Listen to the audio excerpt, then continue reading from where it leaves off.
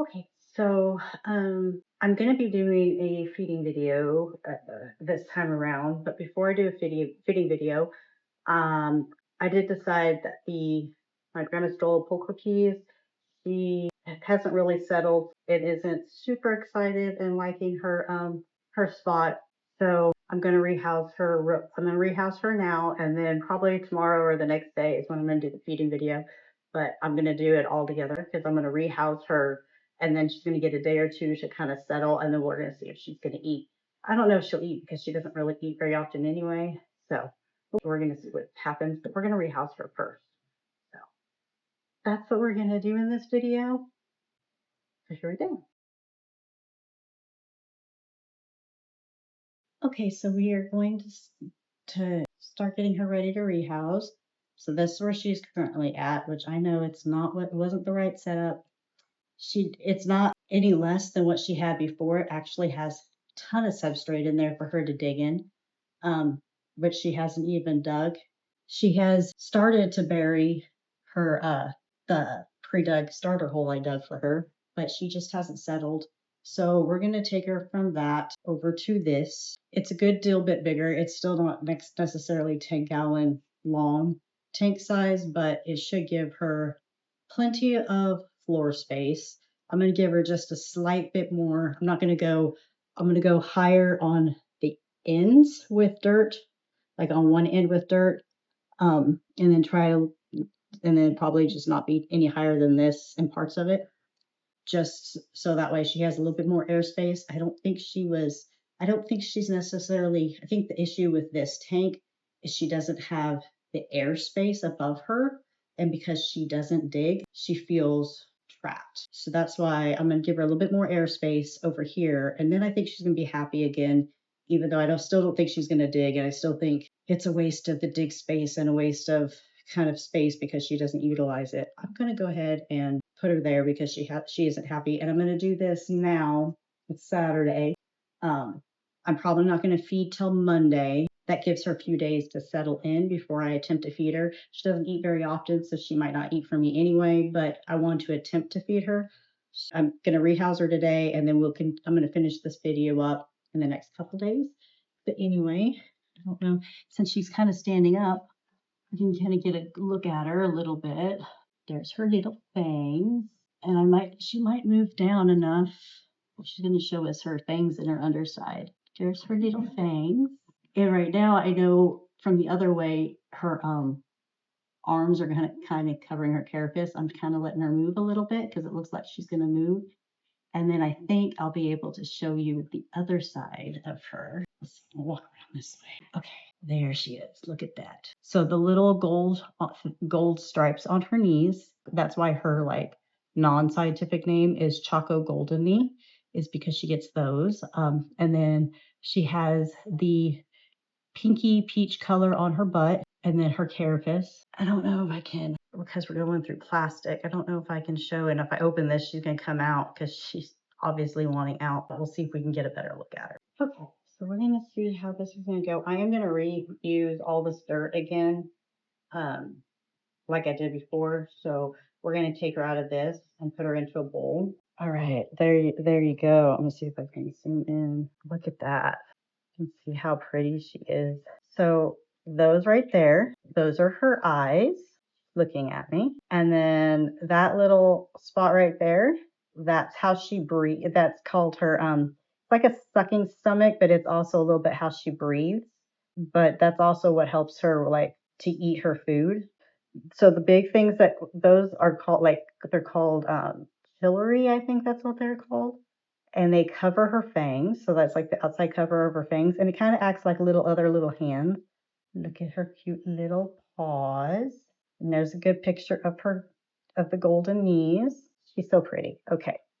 So now I'm going to put the camera back and we're going to go ahead and try to get her out. And I'm just going to put her back into like a little bowl like I did last time. And then we'll redo her hide. Okay. So I really want to take her water dish out. And I think I can. I think she's just going to let me. Just trying to watch her really closely. She's usually fairly gentle and easy to deal with.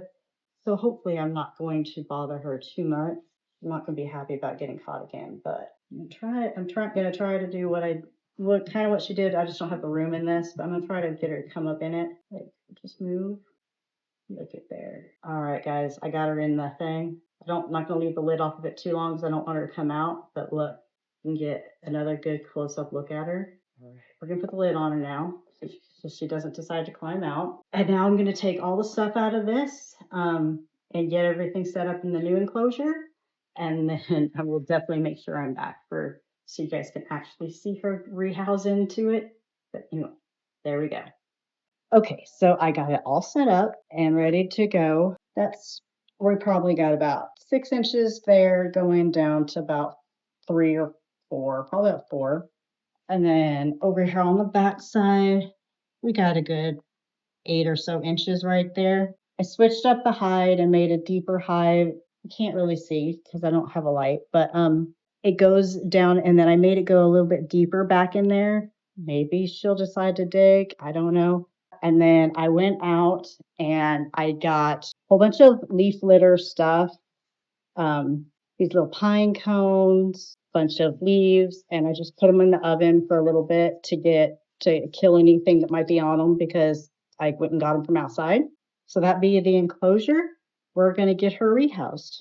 Okay, so we're going to get her rehoused. I've got her in the little bowl. So I think I'm just going to take the lid off, and she is over here in this corner. So I'm just going to try to tilt this corner in and then maybe just coax her out with the brush. And that's how we're going to do this. I think she's going to probably just be ready to get out. She's so calm and sweet. So she doesn't really put any effort or anything into it. She doesn't get scared or nervous. Most likely, but my brush down. There it is. She's already starting to kind of mosey out a little bit. She's kind of take her legs out. So we're going to try to get her to go. Yeah. I could totally hold this girl. She is so gentle and calm. All right. All right. Well, there she is, which is exactly where I wanted her to go. I wish she would kind of go in there and act normal, but we'll see. So yeah, we got her all set up. She's all done. We're going to give her a couple days to rest, and then we will complete this video when we do the feeding video and try to feed her and all the new spiders. So we'll be on to the next video in a couple days. Okay, so it's been a couple days, so we're going to go ahead and try to feed her now. She hasn't been really getting in her hide. She's moved a bunch of the leaf litter around. I forgot to put the leaf litter in after I did the rehouse. I came back and put it in. She's moved a bunch of the leaf litter around, but she hasn't really done anything else, and she's kind of just been hanging in a spot where there's no leaf litter. So we're going to attempt to feed her. Let's see. I don't know how to do this. Let's see. Okay. She's right there. We've got some roaches, some dubias. We're going to see how she does. We'll see if she wants to eat. Oh, she did. Look at there. She snagged it and ate it. See if we get a happy dance. So this is my Grammostola pulchripes. She's a mature female. She did get the roach. Ooh, look at that. Let's see if I can get her from the other side and you can see what she's doing. I don't know. She's kind of got that leaf right there next to her, and her head just slightly turned. Sometimes you get a happy dance, but every once in a while you can kind of hear her crunch down into its shell. See if she gives us a happy dance. Okay, well, it doesn't look like she's going to give us a happy dance right now, but she ate. If she starts happy dancing while I'm feeding the other spiders, and I start bringing them back, we'll check it out. But anyway, there's my Grammostola pulchripes, and she had a nice little feed today.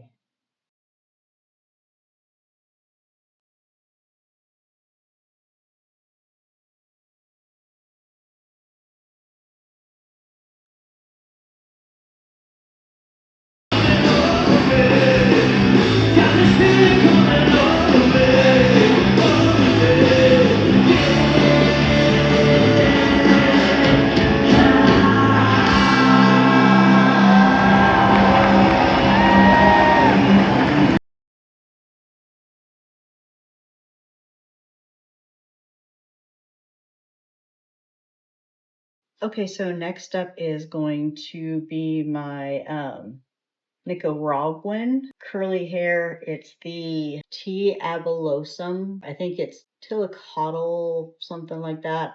Abulosum is their scientific name. This one was a little bit crazy, so I don't know how it's going to be once I take the lid off, but there she is. She buried her pre-dug burrow. These guys, though, will kind of dig on their own when they get ready to molt. Sometimes they'll bury to molt. But she did her pre-dug burrow. She's moved her water around all over the place. I think she's hungry, so I think we're gonna go ahead and get her some fed. I don't know if she can eat any of these big roaches. We'll see. Let's see.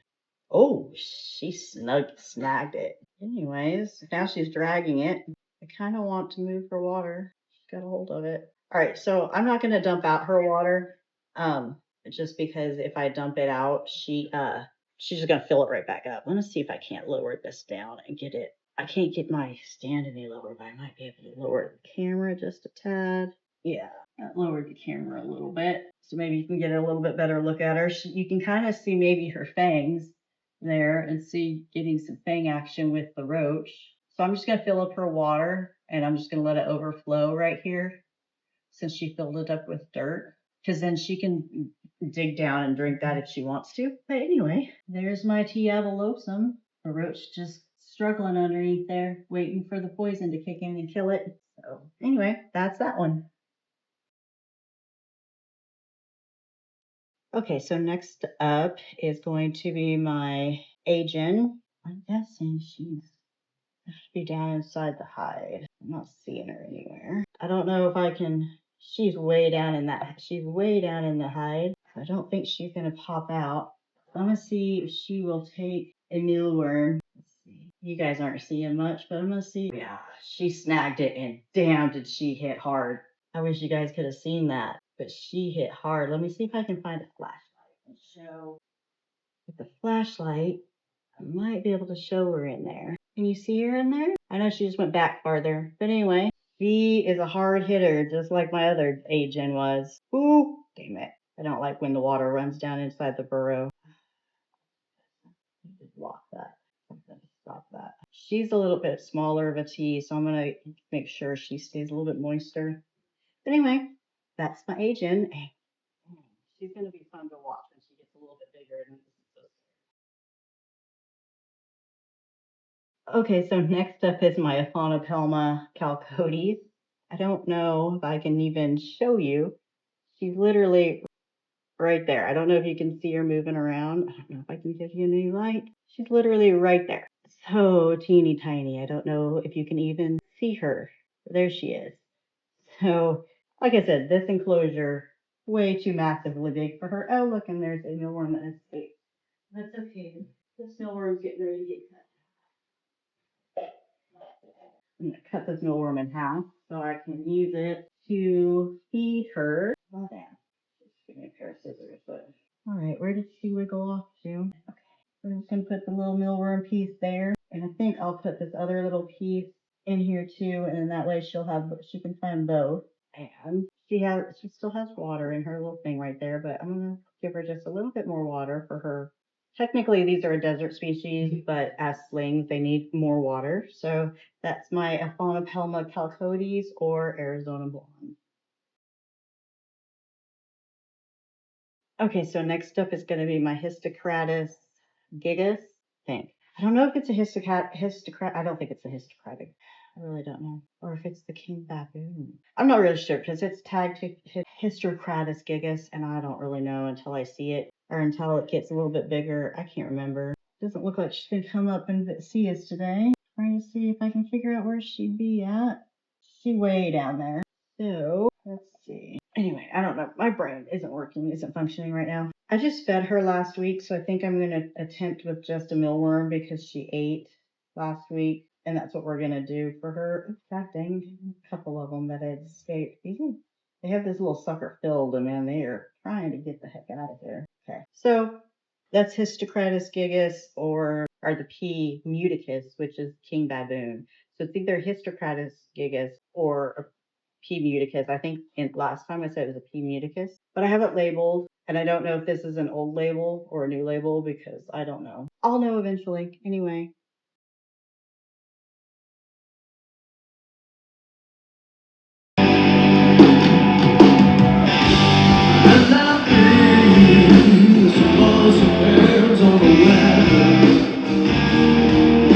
So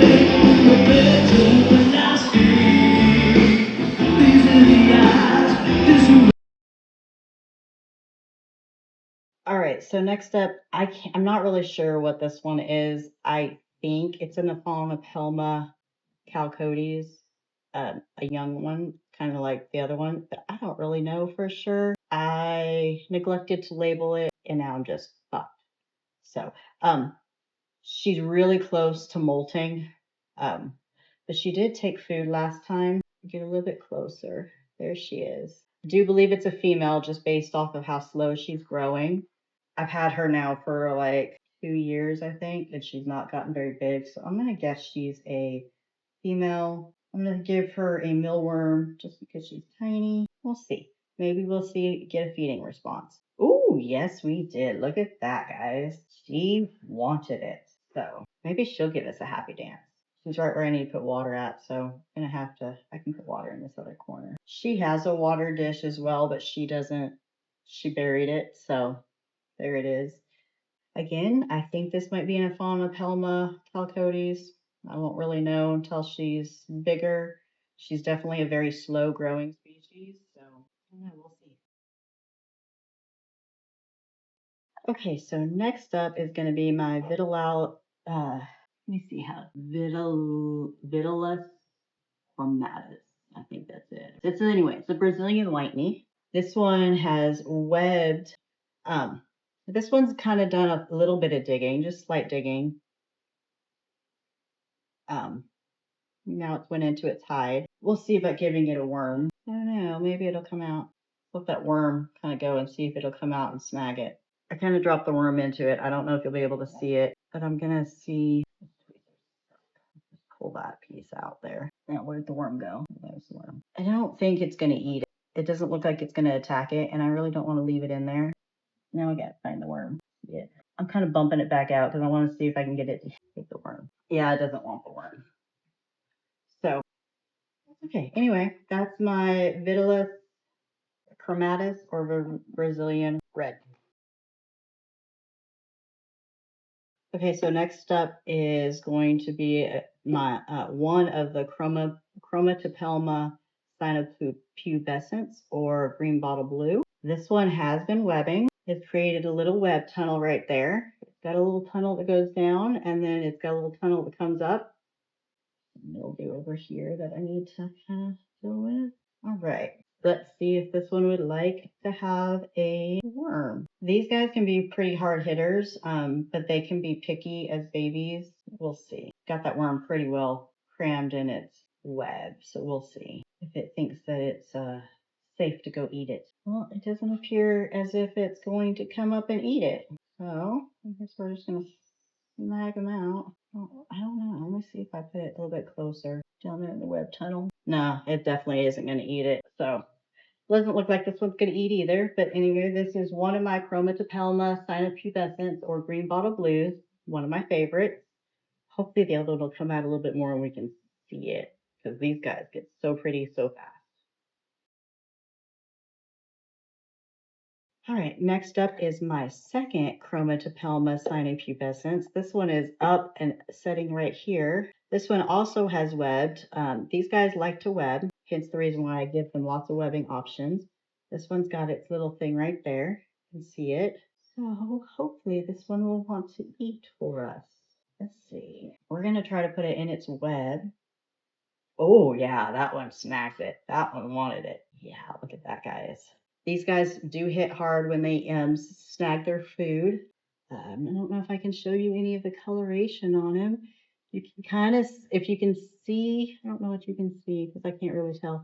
You can see the little blue tips on its feet. So their entire, and then up at the close by their body, it's blue. So then they get bluer and their whole legs will go blue. Then that orange striped butt will get more orange. And then that carapace up there is going to get really pretty and kind of a greenish color. Not green like this, but like green. All right. So this is my other Chromatopelma cyaneopubescens or the green bottle blue.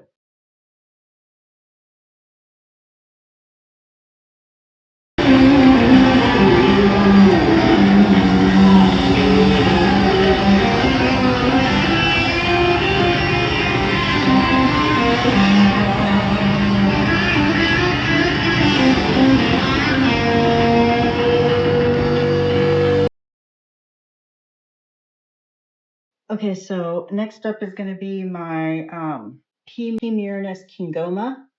This is the one where I made the long bark, and it was a tube bark, so it could go down in that way. And I have noticed it's webbed that area, so I'm hoping this was a tiny guy. So I'm really hoping that it's webbed all over in here and is webbing all in there. Oh, and it's actually not in its web. Let's see, it turns this way.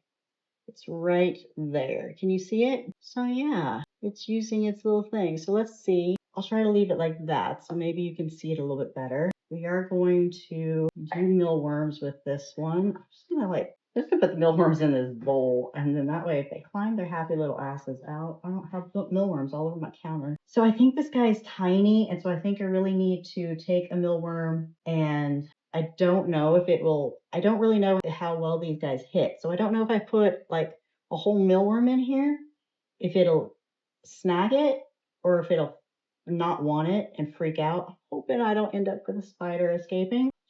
I got it in its web, so let's see if it decides to go. It's in web. If it decides to go and try to snag it. I feel like this might be too big for it, and I might need to like cut it in half and let it just find the parts. So like a lot of times little tiny baby sling, like spiders, little slings, they scavenge for dead insects.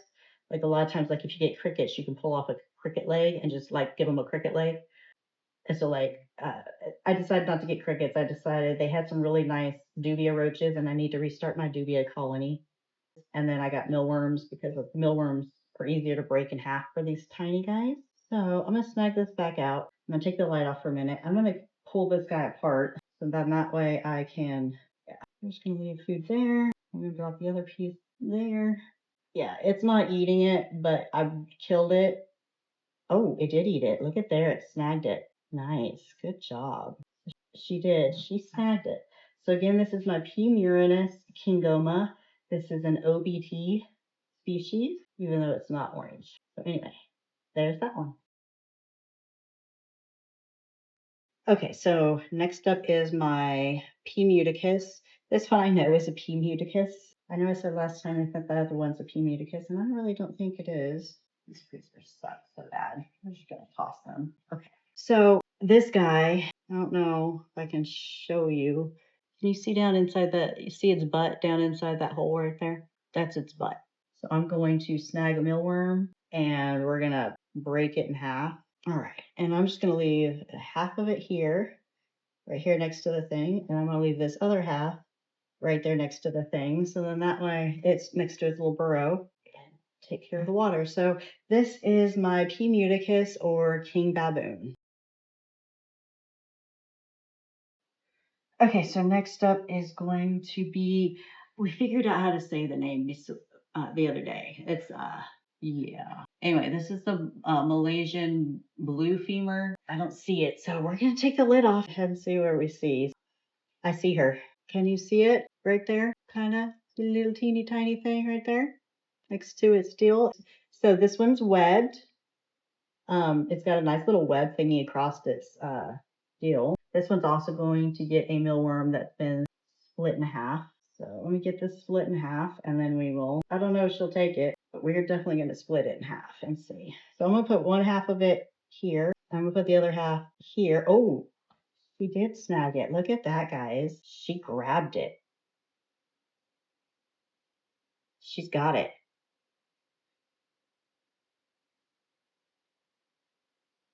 Look at that. She got a hold of it and she's injecting it with venom. These guys have medically significant venom. And for something tiny like that, like I gave her the part that has the head on it. So she's hitting it with venom. But anyway, so that is the Malaysian, I gotta figure out say her name, but the Malaysian blue femur. So there she is. Next up is gonna be my Piermana. This guy was very fast last time, so I'm gonna go ahead and get this mealworm prepared before we take the lid off because she was just bolting all over the place last time. And I've already seen her moving around in here, so I'm hoping she doesn't bolt out. I'll try to turn this around. I'm gonna try to show you. So I don't know if you can see her. She's right down in there. Can you see her down in there? Her butt's towards the top of the tank and her head's down. And she really hasn't done any webbing, which is kind of crazy because usually these guys web. All right, I'm gonna put this piece here and I'm gonna put this little moving piece. I don't know if she'll snag it. We're gonna see. Ooh, she did. She snagged it. She snagged that piece and has it in her mouth. Let me give her some water and then I might be able to show you. Okay, I'm gonna put the lid back on and I think I might be able to turn her around and show you how she's got it in her mouth. She's right there and she's got it in her mouth. I don't know if you can see it, but she's right there. She has it in her mouth. So anyway, this is my Pterinochilus, or she's moving all around with it. I don't know. Can you guys see her moving around with it? This is my Pterinochilus, or Venezuelan sun tiger. She will be pretty when she's grown. She'll be big and she'll have a really pretty cool arboreal setup. So it'll be awesome. So anyway, that's my Pterinochilus.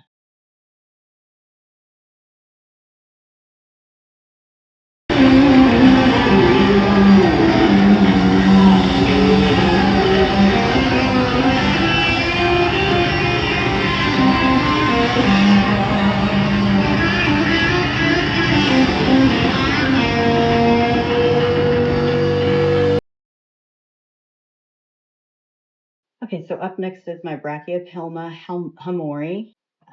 This is a teeny tiny guy. You see, oh, it moved it. Oh, it's right there. Can you see it moving around right there? So I had a starter burrow and it started to make a second starter burrow. Same setup. This mealworm's too big. I think for these ones, I think what I'm going to do is I'm going to keep part of them out. Just these guys are tiny and they're in small little vials. So I'm going to put the mealworm right here next to the first starter burrow that I did. And then it'll be able to find that and it'll eat it when it feels like eating it. So this is my Brachypelma hamorii, or I think it's the Mexican red meat. Yeah, Mexican red meat. All right, so next up is my Lasiodora, or Baja scarlet bird eater. I don't know if I can show you. Let's see. Do you see a butt in that hole? I don't know if I'm getting the light. Do you see the butt in the hole? She was out, but as soon as I went to open it, she freaked out and went down there, back down into her hole. But we're just gonna leave this little piece of mealworm right there and make sure she's got some water. And again, this is my Lasiodora klugi, or Baja scarlet bird eater. Okay, so this guy's not big yet, but I am already dreading fucking opening it. This is the P. murinus usombra, or the orange starburst baboon. It is literally right the fuck there. I'm gonna get a mealworm and get it ready. Just because this guy also had bolted on me when I was rehousing them and literally scared the crap out of me at one point, and then I had to chase it all over the goddamn place. So I think we're gonna do the live piece on it because it's probably gonna snag it. Uh, these guys tend to eat even when they're little, so I'm hoping it doesn't decide to bolt. Okay, it's made some webbing, so hopefully it'll keep its webbing low enough up there. Hopefully it'll keep that webbing low enough that it won't get freaked out when I open the top of the lid. I can kind of see it. I don't know. If I put that like that, can you see it through the glass? I don't know if you can. Or if I turn it like that, I can see it right underneath the webbing right there. So what these guys will do, oh, it's dug pretty good underneath its burrow. So what these guys do is they'll web the top, and then if you take the lid off, sometimes you end up pulling the top off, and that pisses them really fuck off. So you have to be really careful with these guys. That's why I was trying to get it to have a little secure area. But yeah, it's doing webbing. So let's see. Oh, it's coming out. So let's see what happens if we feed it.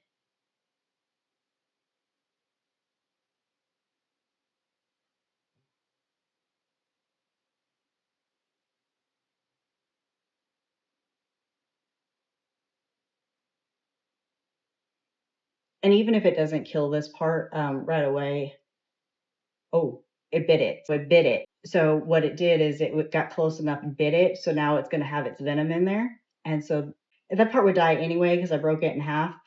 Now that it's been bitten, it's going to die even faster. I don't have to put a lot of water in this. And then once it's dead, it's going to go up there and attack it and eat it. So yeah, this is the P. murinus usombra, or orange starburst baboon. Okay, so next up are going to be my 2 pumpkin patch species. So the, let's see, we're going to do the Hapalopus. Yeah, I don't know. I'm going to have to look up how to pronounce that part. But anyway, this is the speckle patch. So this is the larger of the 2 species. It grows a little bit bigger. I took the other piece of the mealworm that I had broken up for P. murinus and broke it up because these guys are teeny tiny. Oh, but it's right here on top where you can see. Look at that. You can see it. It's got little stripes on its butt. So these guys end up looking being orange and black. They do web a whole ton. So I'm going to guess when I feed it, it's not going to snag the food. It's just going to like sit there. I'm just going to put the food in there. And I need to just put a couple drops of water in there so it'll sink down and keep this shit wet. So this is the Hapalopus whatever, or the speckle patch. And then next is the Hapalopus species Colombian large. This is the pumpkin patch, but it's the larger of the So like, I guess there's multiple pumpkin patch deals, but this one's the larger one. This one has been webbing a little bit. I can see it. I can just barely see it underneath the webbing. It is so tiny. I don't even know if you guys can you see anything if I give you some light? Do you see it underneath the webbing? Kind of like right here, it's got its little like tunnel. It's right there. Anyway, this one's fine. So we're going to take this other little piece of mealworm. If I can pick the dang thing up. We're just going to stick it right over here on the side where it'll be able to find it. I saw it moving in there. And then give it a little bit of water. All right. So this is the Hapalopus species Colombian large pumpkin patch. And that is the last one. I am going to really quickly set up something small for the roaches I got. So I'll go ahead and show that because I went ahead and got a fairly good thing of like dubia roaches. And since I only fed one of them, I'm going to do 1 or 2 of them. I don't remember how many I fed. Anyway, I'm going to set up a small little, I keep my roaches bio. So I'm going to set up a little bio habitat for them real fast. And then we're going to put those roaches in it. And then hopefully they'll stay alive. And then they'll start breeding. Once they get big, they'll start breeding. And then I won't have to go buy roaches anymore. My other roach colony kind of died out because if you don't add new blood occasionally, they die themselves out. So yeah, anyway, we'll be back. Okay, so last is going to be setting up the roaches. I went ahead and this is the tank that I put the my Grammostola pulchripes in. So I'm going to put them back in this. Babies can't get out these holes. So this is a secure little enclosure for them. And this will be fine until the colony starts to kind of grow. I can put some fruit and stuff around it. I've put dog food in here for them to start eating on. We're going to go ahead and put I keep my roaches bio set up or bioactive, and that allows them to live a whole lot longer and breed and do all the things. And these are the dubia roaches. I like dubias. They're kind of pretty. Yeah, this one's really pretty with the colors on its head. Look at how pretty that one is. These are young enough that we won't know if there's any males or females yet, but hopefully there's going to be some males in here and they'll produce. So I'm just going to shake them off and then they can find their way. And then I got a couple more in here. So I'm just going to put them all in there. And there's the roaches set up. They'll find food. When I get ready to do, I'll do some fruit and these guys don't like the light as well. Like my histers don't mind the light, but these guys don't like it. So they've already all disappeared. But anyway, roach setup. Okay, and before we totally finish up, she was moving around when I was putting bringing the other spiders in here. Oh, but she's dropped some webbing since she got the roach. She's webbed around on the ground. She's got the roach up underneath her. I can see its head. Can you see? Right there, that would be the roach's head in her mouth with a leg dangling. At this point, it does look like it's fully dead. But anyway,